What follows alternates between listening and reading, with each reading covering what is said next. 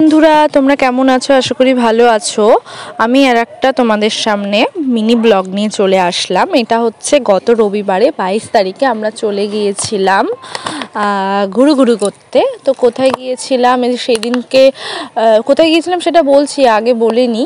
সেই দিনকে খুবই কুয়াশা ছিল, প্রায় 10টা সাড়ে 10টা বাজে। তখনও আমরা নবদ্বীপ ব্রিজের ওপর দিয়ে যাচ্ছিলাম।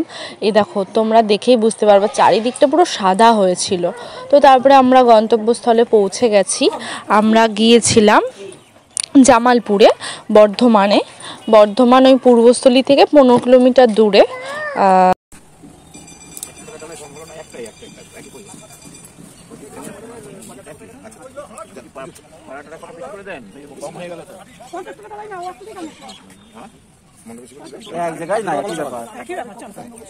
তো আমরা জামালপুরে যেখানে গিয়েছিলাম বাবার মন্দিরও রয়েছে, মাও রয়েছে ওখানে।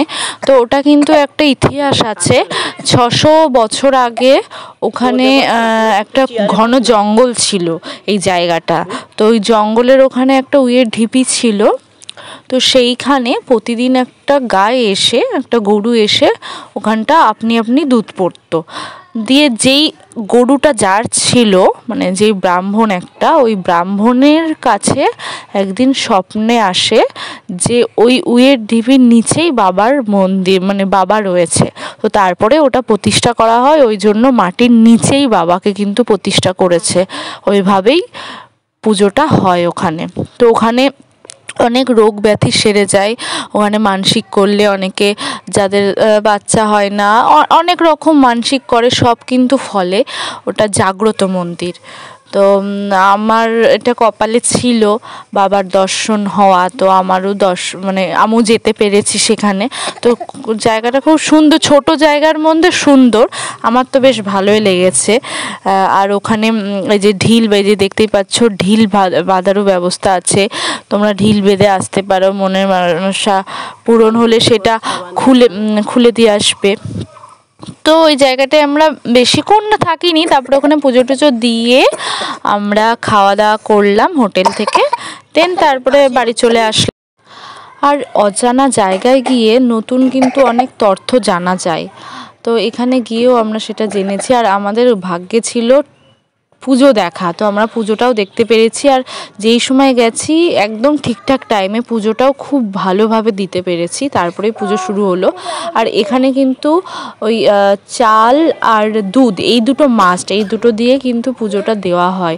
এই যে আমি বরের ভিডিও করছিলাম, বাবার ভিডিও, আর হচ্ছে আমার আর মামনির ভিডিও করতে পারিনি সেই সময়।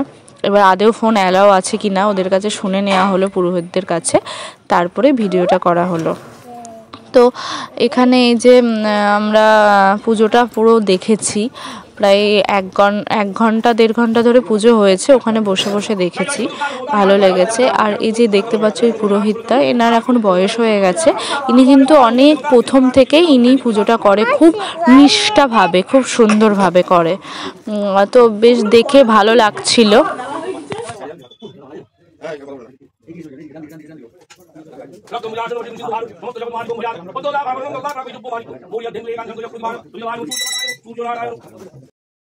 আর এখানে বৈশাখ মাসে, তারপরে গাজনের সময় বেশি ভিড় হয়।